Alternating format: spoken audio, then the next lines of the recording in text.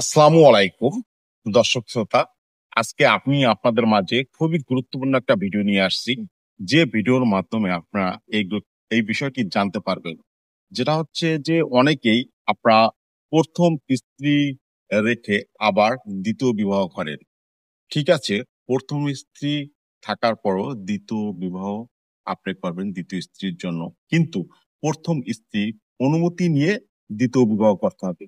আপনার প্রথম স্ত্রী যদি অনুমতি না দেয়, সেক্ষেত্রে আপনি দ্বিতীয় বিবাহ করতে পারবেন না। আর প্রথম স্ত্রী অনুমতি ছাড়া যদি দ্বিতীয় বিবাহ করেন, সেক্ষেত্রে কিন্তু প্রথম স্ত্রী আপনার বিরুদ্ধে মামলা করতে পারবে। আর এই মামলায় কিন্তু একটা পানিশমেন্ট আছে।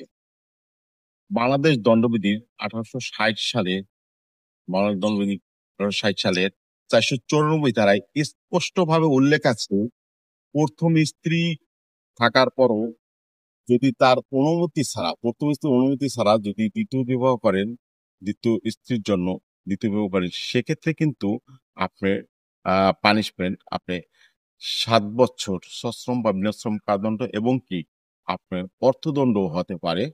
সেটা আদালত বিবেচনা করে, যে কোনো অর্থদণ্ড দিতে পারে। তো এই জন্য বলছি ভাই, আপনি প্রথম স্ত্রী অনুমতি ছাড়া দ্বিতীয় বিবাহ করতে পারবেন না। দ্বিতীয় বিবাহ করতে হলে অবশ্যই প্রথম স্ত্রীর অনুমতি নিতে হবে। আর যদি অনুমতি ছাড়া আপনি দ্বিতীয় বিবাহ করেন, সেক্ষেত্রে আপনার আহ আ- বলছি যে বলে দিচ্ছি যে বাংলাদেশ দণ্ডবিধি 1860 সালের 494 ধারায় আপনি এটা দণ্ডনীয় অপরাধ। আর এর শাস্তি হয়েছে 7 বছর সশ্রম বা বিনাশ্রম কারাদণ্ড এবং সাথে অর্থদণ্ড দিতে পারে আদালত।